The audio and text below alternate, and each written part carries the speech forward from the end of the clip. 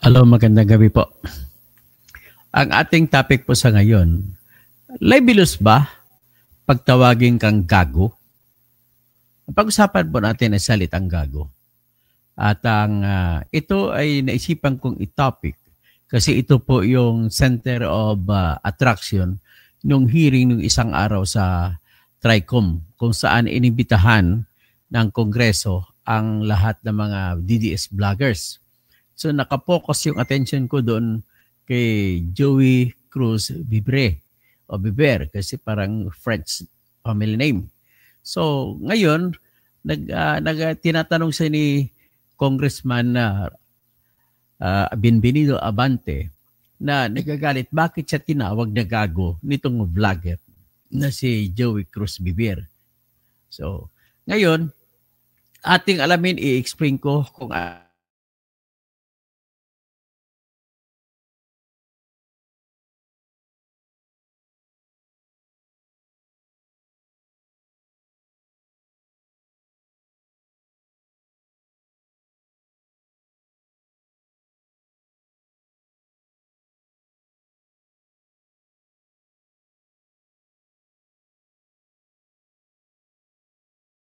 hello, nawala pala ako, bumalik na ako. May umaatake sa aking sa aking vlog. So anyway, ang pag-usapan po natin, ulitin ko lang ay gago, salitang gago. Ano ba 'yan? Dapat bang ikakrebuild yan? Dapat ba nating yan, tanggalin sa ating bokabularyo sa Tagalog o ang gago, subukan ko rito na kukunin ang ibig sabihin ng gago. Talaga bang masama ito? Kung ako tanungin mo ay hate word lang kung tawagin, pero hindi naman siya ibig sabihin na gago kasi ang ibig sabihin sa English pala is stupid or foolish. So, kung tatawagin kita ng gago in terms of English, you're foolish. Di ba hindi naman masakit? Pag tatawagin stupid, pwede ba kinakanta, stupid! Di ba? Boy, I'm gonna be stupid. O, di ba? Parang hindi naman masama pakinggan pag stupid. Pero pag salitang gago, hindi simana sa mga salitang mga sex organ, kapag tinagalog mo, pag vagina, okay lang pakinggan. Kapag penis, okay lang pakinggan. Pero pag tinagalog mo na, parang masama pakinggan. So, ibig sabihin, dito natin ang mga selection of words at ilalagay natin sa konteksto ng mga politiko. Ang politiko kasi, sa totoo lang, lahat ng mga Pilipino, ang kanilang tingin sa mga politiko ay ogag, di ba? Ano ba ito? Nag-istorbo itong sa akin. Ogag, wag tinawag ogag. Parang, yan naman talaga nababagay sa lahat ng politiko kasi aminin natin sa hindi, ang dami pong mga politiko na puro, sabihin natin, mas masama pang salitang tawag natin, puro crap.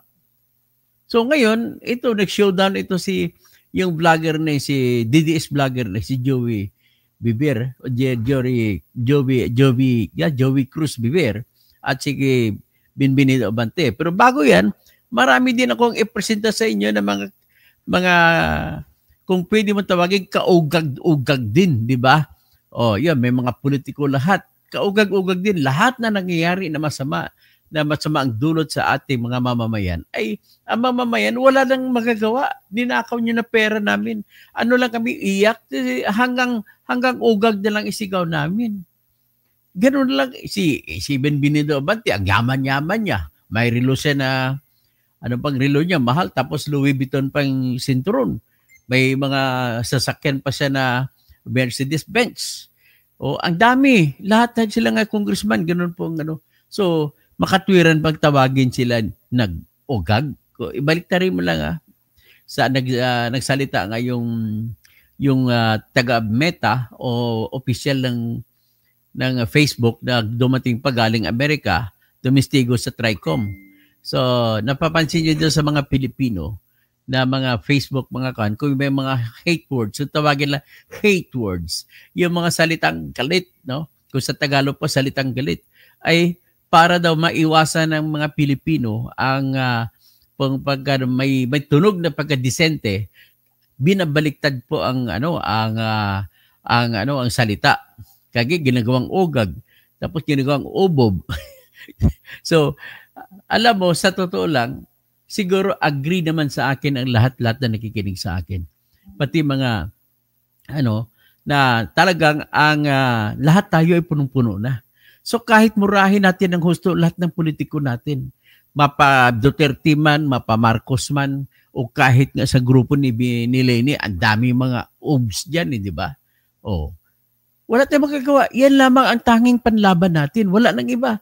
Kakaso tayo, hindi naman tayo mananalo kasi marami silang pera ibigay sa mga ombudsman. Di ba? Marami silang pera ibigay sa mga piskal, sa mga judge. Wala talaga tayo paputunguhan ito. O si Manny Balbin, Dineros, ito yung partner ko ito. Ay hindi, tirador na lang ako. Mas maganda kasi birador ano yan eh. Common eh. Tirador, kita mo may background po ako, Manny na tirador. Oh. Kaya ang slingshot, yan po ang powerful. Sa panahon po ni Cristo, ng mga biblical times, yan ang ginamit ni David against Goliath. The slayer. So there is no other that has slain a giant, and it is only tirador. Kaya tirador ang ginamit ito. Titirahin ko kayo lahat. So ngayon, ito. Bago ako mag-umpisa, nais ko muna iparinig sa inyo yung kanta na ginawa ng aking kaibigan na composer, si June Santa Maria. Hanapin ko ito. Ano ba yung kanta nito? Ito, yung kanta niya. Ipapatugtog ko sa inyo. Habang naghanap ako ng ibang audience, ipapatugtog ko muna ito. Magandang pakinggan. Siya ito original composition niya ito.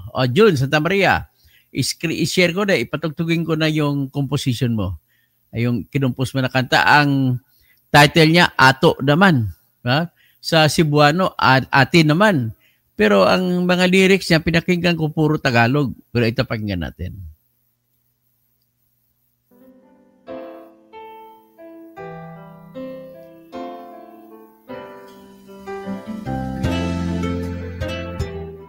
Taging panata ko sa bayan. Mga pangarap ko sa inyo, gumanda nawa ang buhay nyo. Ako sana ang maging daan na makatulong sa ating kapwa. Sumisigaw na damdamin, nag-uumapaw na malasakit sa bayang sinilangan. Kayo ang una sa aking puso, ang pangako ko at panata ko, maglilingkod sa inyo, nagpukal sa aking puso, yung madarama, pagmamahal ng isang ama, tulong at kalinga, tanging panata ko. Dinidedicate ito ni June Santa Maria na kaibigan ko, composer, para sa lahat ng mga Pilipino. Ng Diyos Ama, magtatagumpay ang serbisyong dala, maging mabuting halimbawa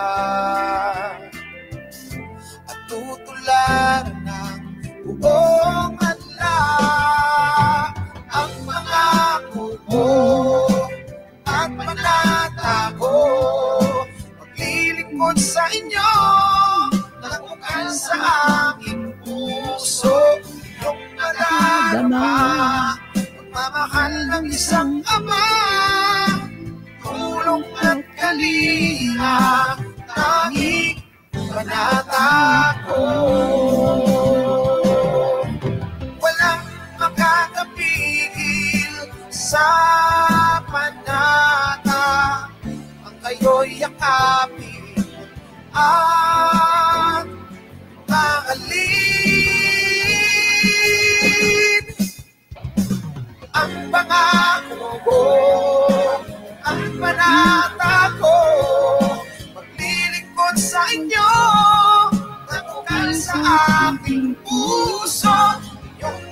nadama pagmamahal ng isang ama, tulong at kalinga, tanging panata ko. Ang pangako ko, ang panata ko, paglilingkod ko sa inyo, na bukal sa aking puso. Pagmamahal ng isang ama, tulong at Kalinga, tanging panata ko. pagmamahal sa inyo, Tanging panata ko. Yeah, okay Sige, salamat John. Isang patugtog pa, medyo maganda na itong pakinggan. Siguro may isa-suggest ako video arrangement na i-arrange natin pero medyo ma-enhance natin na John, okay lang sa'yo? Kakantahin ko, ay pabigay ko sa iyo kung ano. Tapos sabay natin i-upload sa Spotify. Okay, para kumita. Paulo Romasanta Garson, paring Pau. Kumusta? Sabi niya lapok na lang itatawag. Ibalik na rin mo yung lapok. Si Bobby Cortez, good evening. So, si Manny, no, si Ricky Paguyo, ni Pris Perez, Mayap Abengi. So, Antonio Buensuceso. Okay. Yung isa si LTZ Midnight. Ngayon, ipapakita ko muna sa inyo isang kung ayon kay Mr. Paulo Romasanta Garson, itong lapok. Baliktarin yung lapok. At ito rin ogag. Baliktarin nyo lang. At ito ay ubob din. Ito, tingnan nyo. Dinadaan tayo sa sayaw Ang tawag dito, he danced his way to victory. Yan ang nangyari sa kanya. So, tingnan natin yung Kasi may isa pa dyan, na yung binira ni Attorney Rowena Guanzon. Siya po ay mga PWD party list. Tulungan nyo, kung wala pa kayong party list, tulungan nyo ng PWD. Kung kayo PWD, yan tulungan nyo. Pero kung wala pa rin kayo party list, nirekomendo ko rin po yung Ahon Mahirap. No? Kasi kilala ko rin yung mga adikain sila na magbibigay ng kabuhayan para sa maliliit na mga masa. Isa rin at pag final, kung gusto niyo maunlad, wala na kayong ibang mga partido sa party list, please iboto natin ang Bunyog, ha? Okay? Tapos ito naman tingnan niyo ngayon yung isa pang balik na rin.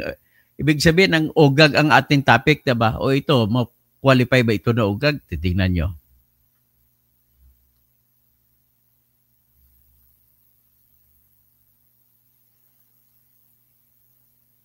Ayan, i-play natin.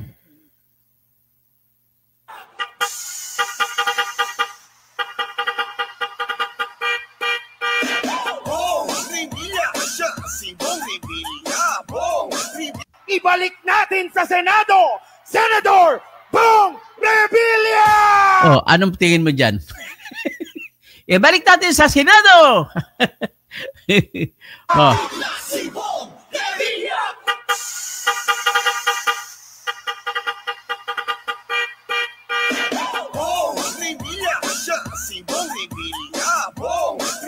Ibalik natin sa Senado, Senator Bong Revilla! Si Bong Revilla!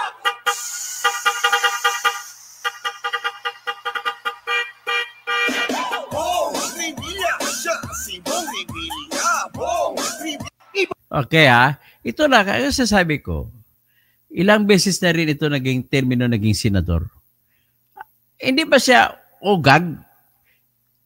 Ano ba bang ipapangako mo na gagawin mo na hindi mo pa nagawa? Kung ayon pa kay Atty. Luke Espiritu, na isa sa kandidato ko sa pagkasenador, pati si David Angelo, ay ayon kay Luke Espiritu, ito si Bong Revilla at saka si Lito Lapid at saka si Ruben Padilla ay ginagawa lang nila OJT ang Senado. Nag-on-the-job training. Pagkatapos, na kailan na to, siguro marunong na siya ngayon. Dati, ang ginagawa nila, I vote. Ruben Padilla yun. Pati si Lito Lapid, I vote. Hindi naman marunong. Ito rin si Bong Revilla. Anong pinagmamayabang niya? Budots. So yan, anong tawag mo diyan? Pangit magtawagin ugag yan? Pangit magtawagin lapok yan? O tawagin mo kurap? O ano, parok? Ay nako. So ngayon, ito naman, isa. Pakinggan natin naman ang mga binabanata naman ni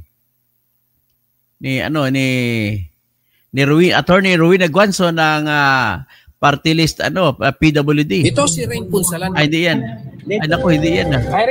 Wala na pala. Ladies and gentlemen. Wala na. Hindi ko na. Naiwala ko. Hanggang doon na lang.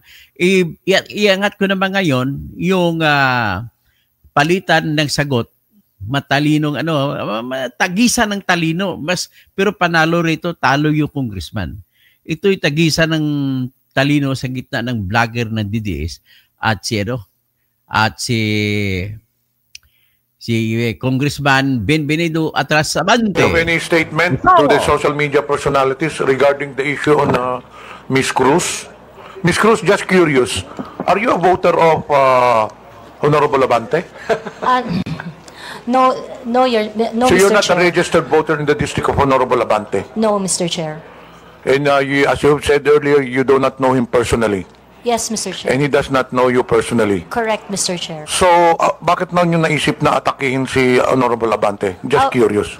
Because the action is not really limited. The performance and the performance of Congressman Abante being part of several committees that affects national issues. But why are I you got to know interested him. particularly, specifically to Mr. Honorable Abante, considering that you are not a voter of Honorable Abante? Ano?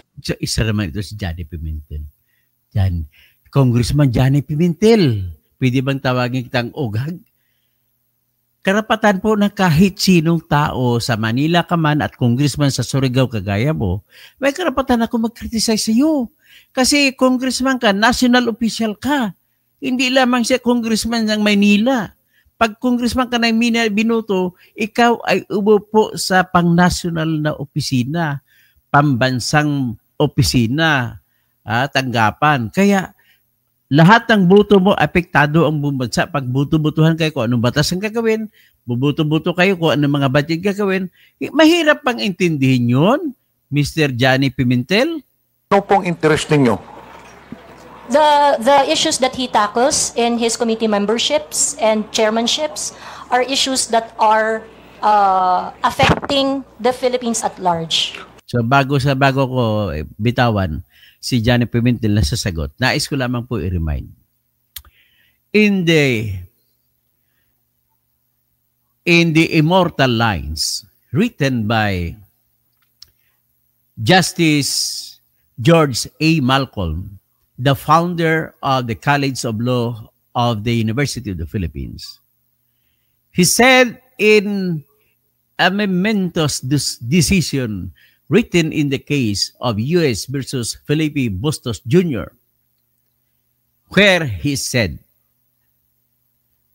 the interest of the society and the maintenance of good government demand full discussion of public affairs.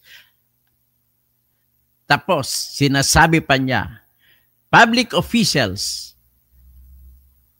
cannot complain if being criticized on the official conduct. Ganun po kasimple yun. And public officials are not authorized to be thin-skinned or onion-skinned insofar as their official conducts are concerned. Dapat tandaan mo yan, Johnny Pimentel. Mr.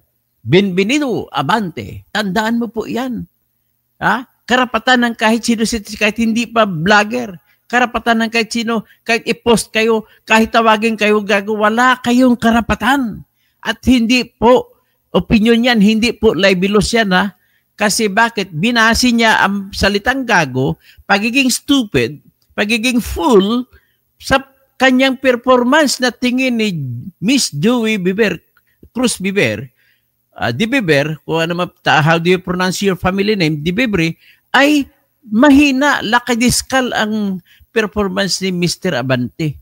Nakatingin si Criset na writer ng reporter, editor ng Manila Bulletin, Ayan. Katabi ni itong nagsalita, si Joey Cruz Viver. In short, you have something against him because you have singled him out. There are 314 Matthew, you actually have something against him. It does not necessarily follow, Mr. Johnny Pimentel. Where is your logic there? congressmen here, pero mukhang ang paborito mo si Honorable Abante. That is incorrect, Your Mr. Chair, Honor, paborito Mr. din niya Chair. sa East Barbers. Because there are other congressmen that I give my observations to. And Correct. May iba naman, marami ka ng congressman na, na kinikriticize. O, i-criticize mo nga si Johnny Pimentel. O, kinikriticize ko na nga ngayon eh. it's not limited to Honorable Congressman Abante. So he is not singled out, Mr. Chair. Mr. Chair, palaging sinasabi ni Ms. Cruz yung observation. I hope, Ms. Cruz, Hindi ka pa nga na-recognize, Mr. Abante. Salita ka na salita. Oh, tapos kayo ikaw Johnny Pimentel, mahilig ka magsaway sa mga vlogger na tinatanong at nagsasalita. At kung nagsasalita na sila, hindi pa sila tapos magsalita, ay nang-istorbo na kagad si Abante. Bakit hindi niyo sawayin si Abante? Dapat matapusin mo ng isa nagsasalita bago magsasalita naman na sumagot si Abante. Dapat ganun. O, pakinggan natin. okay lang yung observation. For example, like, I hate Congressman Abante. Okay Okay lang yan. I hate Congressman Abante. O, sige, okay, bilib ako sa iyo. yan. I do not like Congressman Abante. Okay lang. yan. I Okay don't lang. agree with Congressman Abante. Okay That's lang. fine. Pero yung tatawagin mo kung gago, Anong diferensya kung ihambing mo gago sa salitang I hate you, sa salitang ano pang iba? Ano yung diferensya sa gago at kagwan? Sige, ano nga? Pakinggan natin. at isasampal mo sa... Teka, gusto ko nang tanungin. Gusto kong malaman, ano ba isasampal mo sa akin? Anong isasampa na pinag-usapan? Gago lang, tinawag ka lang gago eh. Sabi mo isasampal ko ito sa bumumukha mo. Isasampal ko ito sa pagbumukha mo. Sige, alamin natin kung ano yun. Pakiklaro nga sa committee ito kung ano yung isasampal mo sa pagmumukha ko. Like I said earlier, Mr. Chair, I would like to know when that was posted. And perhaps, it's very likely, Mr. Chair, That I was posted such... on YouTube. Kita mo, nagsasalita. Hindi pa nga tapos yung isang magsumagot sa iyo eh. Nangagaw ka na. Mali. Bakit hindi ka sinaway ni Pimentel? Mr. Chair, it's very likely, Mr. Chair, that I said something like that. We And are that's checking it now.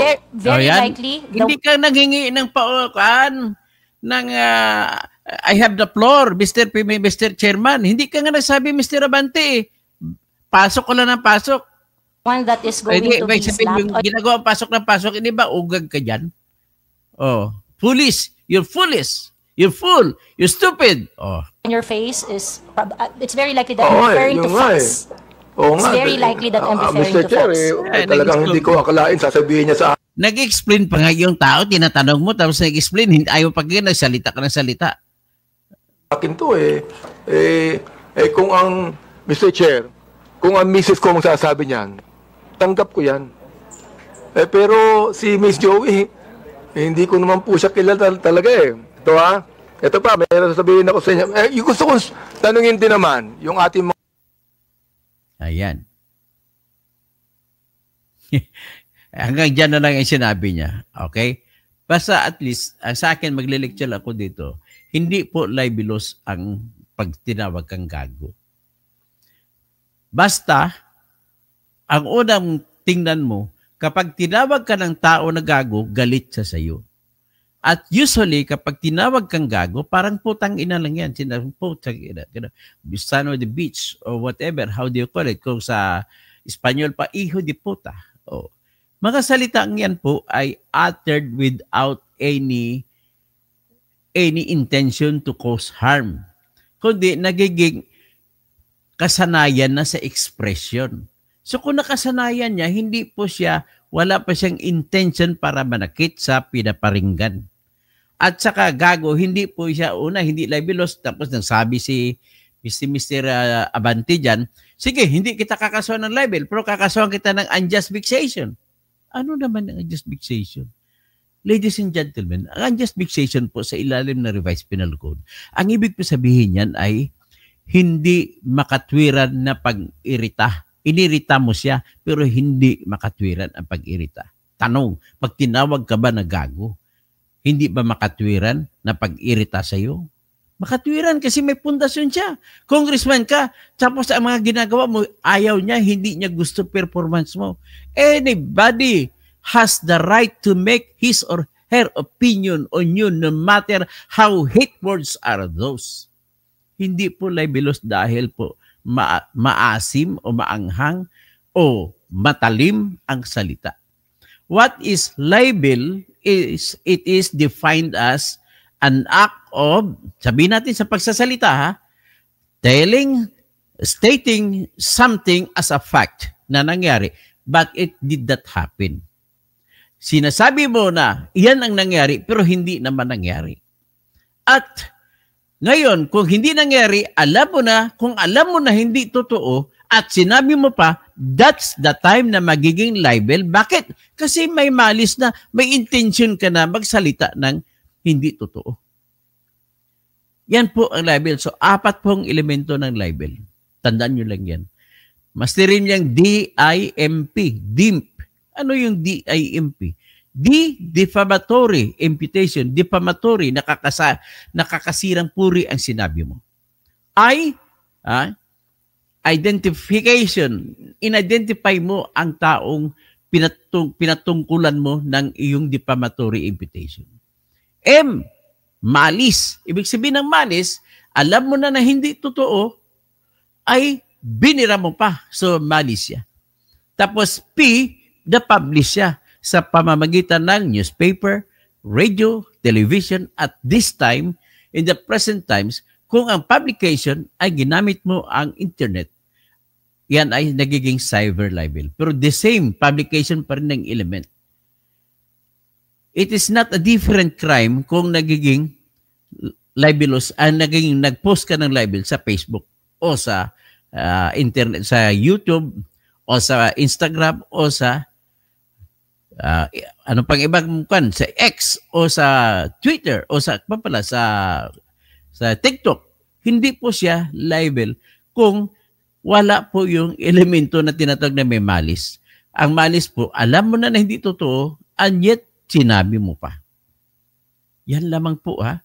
Tandaan mo yan. So ibig sabihin, bakit kung minsan sinasabi mo ay may katwiran ka maniwala dahil unang-una, importante mo sabihin.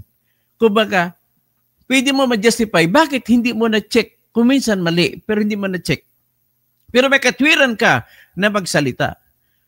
May rason ka na maniwala na parang totoo. Pwede po yan. So the only way na ikaw ay mapaparusahan na halimbawa, hindi ka check kasi dapat obligado ka. Pag nakita mo na may nakita kang isang bagay na nakakasira sa isang tao na balita, i-verify mo.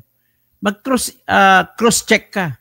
Cross-checking ka sa ibang sources. At kung nakakuha ka na ng mga confirmation, that's the time may rason ka na maniwala sa nakuha mong balita.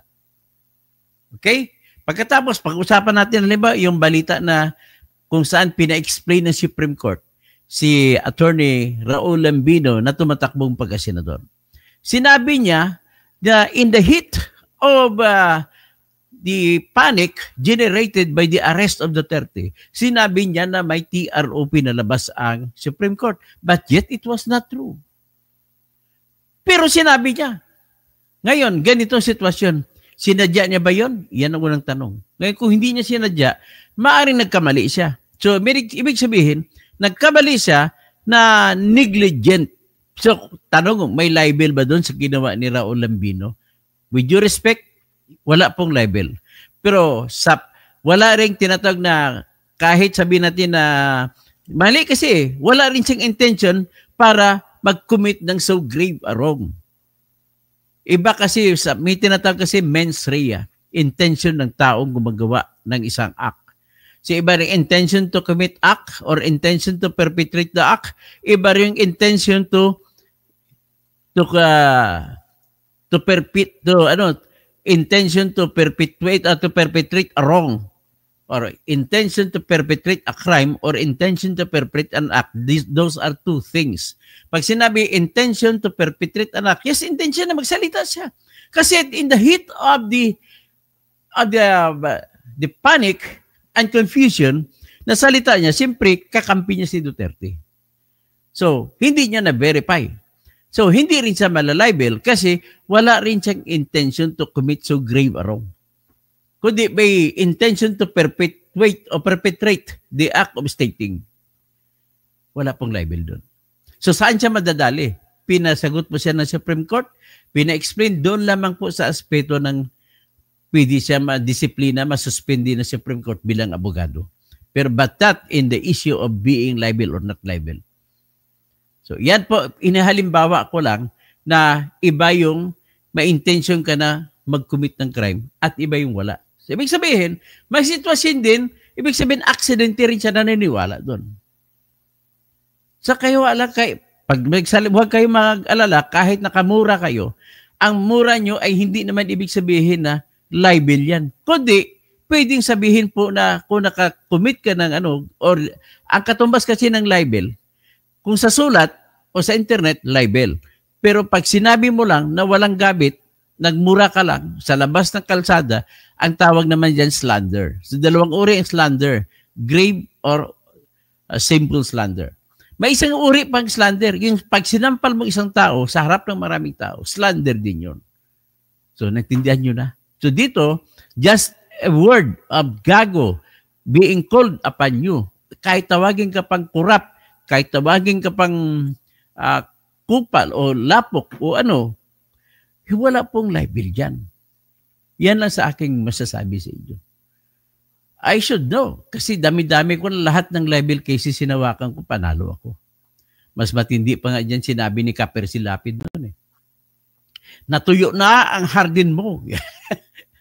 Ibig sabihin, yung pinatukuyan yung babae ay may pagka-MM, makamanyak, hindi ko nang binanggit ang pangalan kung sino.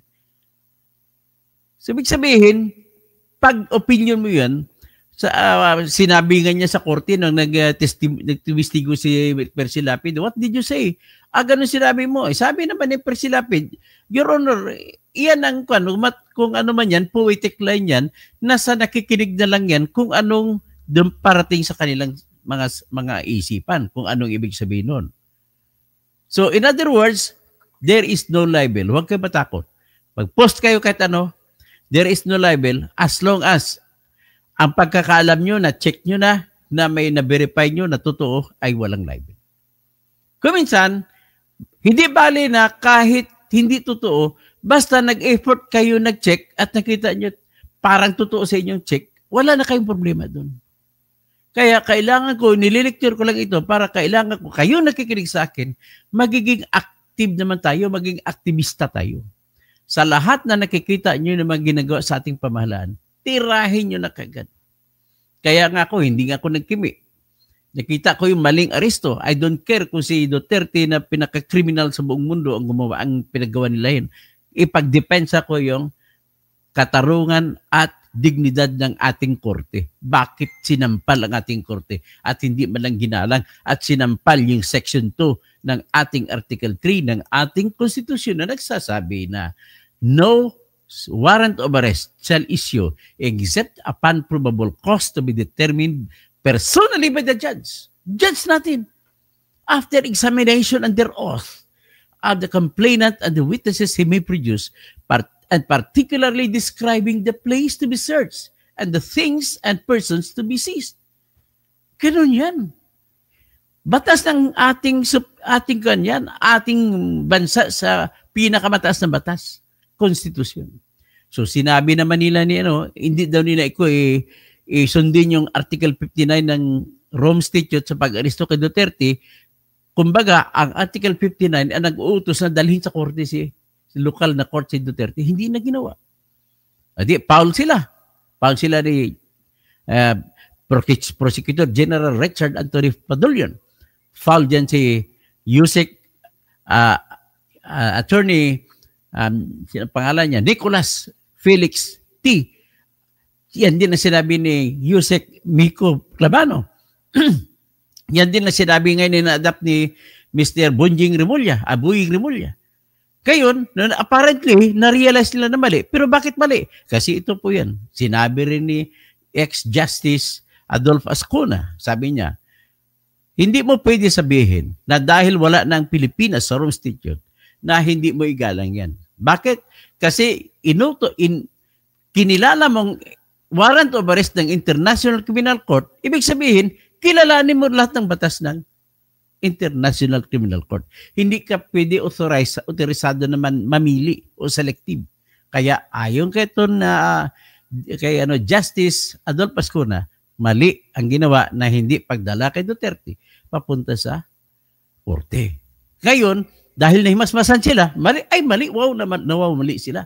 Anong sinabi? Ito naman si Remulla. Hindi, yun pala ginamit namin, Section 17 ng Republic Act 1951. Batas ng Pilipinas yun, na may sarili tayong batas na lokal na nagpaparusa sa crime against humanity. Lokal na batas yan. So, ibig sabihin, ilan na ginamit na Section 17 na nagsasabi, pwedeng isuko si Duterte sa ICC. Pero may kulatilya sa dulo. Mismo si Justice Adolfo Ascuna sabi, pero sa dulo may nakalagay, pursuant to extradition and other treaties. Tanong, may treaty ba kayo sa International Criminal Court kasi nag-withdraw na kayo? Sagot, wala na. So hindi niyo pwede isuko si Duterte. Additionally, sabi naman na din ni ex-Justice Antonio Carpio, sabi niya, kung siyang padesisyonin at kung siya na umupo sa Supreme Court sa ngayon, hindi niya papayagan na hindi dadaan sa korte na i-authorize lang isuko kagad. Kailangan dadaan din sa korte kung ang gagamitin mo ay Section 17 Republic Act 1951. So maraming ugag sa atin, bayan natin. Nakaupo lang kayo, nakapisto, tatapakan nyo lang nakakan yung iba, kalaban ninyo. Yan ang mga ugag. Yan sinasabi ito, pag tinawag mo ng ugag yan, walang libel yan. Hindi ako natatakot kahit matawag niyo pa ako sa Quadcom o sa Tricom niyo. Pupunain ko kayo. Naggagalit kayo sa mga resource speakers pa magsalita at habang nagsasalita, inagaw ng congressman ang salita, pumasok ang congressman, hindi niyo pinapagalitan ang congressman. Pero kung nakasagot kagad ang inyong resource person na tinatanong ng congressman at pag biglang sumagot kasi nakatapos na tanong yung congressman o congresswoman, ay susuwayin siya, pagalitan siya ng chairman, kagaya kay Johnny Pimentel, na napagbiglang sagot si Joey Vibre, o Cruz Vibre, ay dapat na magpaalam mo na sa kanya. At tanong, bakit hindi mo sinaway si Benvenido Abante na pasok ng pasok, hindi pa natapos yung explain yung babaeng, pinapa-explain niya. Yan po masabi ko sa inyo. At ang ating society po ay ito po ang Republika di Ugag. Maraming salamat po. Okay, so mag-shout out na lang tayo. Sino pang iba na hindi ko na si Japis Arnel watching from Cambodia. Oy, maganda sa Cambodia. Si Pau Pau. Tapos si Pastor Rodi Rabi. Tapos si Ruel Kaagbay. Sino pa? Si Ding Marco Cardinal. Good evening, Idol. I salute you. Salamat po. Romel Bengson. Good evening po. Tirador, Doktor. Ay, okay. So, tapos, Rob River. Cabardo Arado. Totoo naman, malaya niyang pahayag pero may hangganan. Ang paghangganan lamang po, pag sinabi mo na hindi totoo yun, ay binira mo. Libel na yun, may hangganan. Pero kung ako naman tanungin mo, personal ko na paniniwala, hayaan na lang ang lahat magsalita. Absolute freedom po ang gusto ko. Absolute freedom of expression. Tapos Bernardo Ibinjula Idnaragim. Tapos Romel Bengson. Namimersonal ang mga Tricom. Noel Miranda. Miranya. Ito mga congressmen, inimbitahan ang mga tao, pero inaimbitahan natin may pakay na kunting pagkakamali, ipakulong Rob River, Cabardo, tapos Jamie Boy Bahe. Tapos sino pa? Roderick de Guzman. Yung bomb joke sa airport. Iba naman ang bomb joke naman yun. May parusang krimen na ngayon siya ngayon. Pwede kang parusahan sa bomb joke. Okay? Hindi naman yun expression kasi ang purpose mo doon, mag-ano ka, manluko. Iba naman expression, genuine yung expression mo. Pag sumigaw ka, hindi expression yun. Ang expression, iba.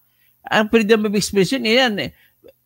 Ano yan panluloko, pang biro-biro Hindi naman yan maging expression pang biro-biro kasi sa salita ka, purpose mo, biro lang naman Yung biro ka tapos marami na sasaktan. Iba yun. Hindi yun expression. Jimmy Boy Bahe, Rax Naiso, sa akin is may kaso man o wala, hindi pa rin maganda. Mabuti ang magmura. Problema si Congressman Abante nag-inamo nagmumura din sa Congress Pero sa akin lang, maganda naman, may ugali tayo maganda na disente. Pero ang puntos ko rito, kapag napagsalita ng tao na ganun, wala pong libel dyan. Okay? Wala ring tinatag na unjust fixation. Iyan lang, sabihin mo sa aral ng batas ng ng moralidad, pagka-desente. Of course, Paul yun, pagka-batas ng desente. Pero doon mo siya titirahin, hindi po sa libel. Okay? Tama, mas mabuti si Duterte sa ICC kasi kung dito walang laban ang mga biktima. Ganon din po ang mga biktima. Dito walang kalaban-laban. Sa totoo lang, I beg to disagree, Jimmy. Kasi kung kinasuhan nila dito si Duterte ng crime against humanity sa Pilipinas, wala na rin kalaban-laban si Duterte kasi si Bongbong Marcos ang presidente. Tapusin niya bago sila lumalis. Kaya na diktahan mga judge. Hindi ko sinasabi na didiktahan pero kaya nang gagawin yan. O, di ba? Napasunod-sunod niya sa kanya si Major General Nick Torre. Tapos Jimmy Boy Bahe, parang si Aimee lang din. Okay, Jagger Yarte, many are watching from Turkey attorney. Maganda yung Turkey Ang Turkey kasi yan po yung nanggaling sa Ottoman Empire yun. So it is a tank mix for both Europeans and the Islamic world. So diyan mga Europeans ay karamihan din mga Islam ang kanilang reliyon. Pero mga mukha nila mga Europeans. So, yan lang the last Roman Empire na nandyan sa Ottoman Empire na tinalo ni Sultan Mehmed ay yung kung hindi ko magkamali, si Charlemagne. No? Natalo si Charlemagne ni Sultan Mehmed. Kaya nagiging Ottoman Empire yan. At later on, naging Turkey. Tapos ang Turkey po ay isang Islamic state pero libre ang lahat ng relihiyon dyan. May Katoliko dyan, mayroong mga ibang relihiyon, mga Protestants dyan, lahat. Libre lahat dyan. Kaysa bumibisita pa nga si Pope John Paul dati. Si Pope Francis bumibisita pa dyan So wini-welcome ng Turkey ni kagaya ni President Erdogan. At saka it's a good mix, no? Ang tayo nila, parang sila yung buffer kung magagalit ang Islamic world sa European at sa European magagalit sa Islamic world. Buffer sa sigita siya. So hanggang dyan lang tayo at magandang gabi po sa lahat. At si Cristito Dayaday Katunaw, Engineer Toto Kasing, talagang uhugag si Pastor Abante. Pastor na nga magsasalita pa ng ina mo. Walang alam sa batas pero content. Anong isa pa natatawa ko sa kanya? Binasahan siya ni Joy De Beber ng Universal Declaration of Human Rights. Sabi Human Rights siya, Committee on Human Rights Chairman daw siya. Pero hindi niya alam binabasa ni Joy Beber. Kasi sa Universal Declaration of Human Rights, Article 19 to be exact, ay nag-uutos na hindi dapat parusahan ng lahat ng bansa ang expression. Any person that is specified as individual's freedom that cannot be regulated in any state. Inuutos ng United Nations yan. Kaso lang marami ding ibang bansa na ayaw sundin sa aspeto na yun. Okay? So, Jigger Yarte, Pagaw Baker, naimbag garbi, masantos siya labi. Tapos maayong gabi.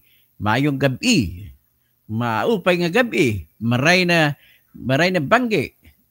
So Greenheart, inamin din Atras Abante na nagsimula siyang binira ng mga vloggers dahil sa tuwadcom, ginamit ng Congress tuwadcom na pagkakakontempt ng mga kaalyado. Panay kasi ng panay ng contempt. Sa totoo lang, pag aking usisain niya sa sunod, itatakil ko yan. Wala pong katwiran lagi ng bira ang una, motion. Sige, mamaya ko na sa sunod ko na ititira yan. Okay, magandang gabi po sa lahat.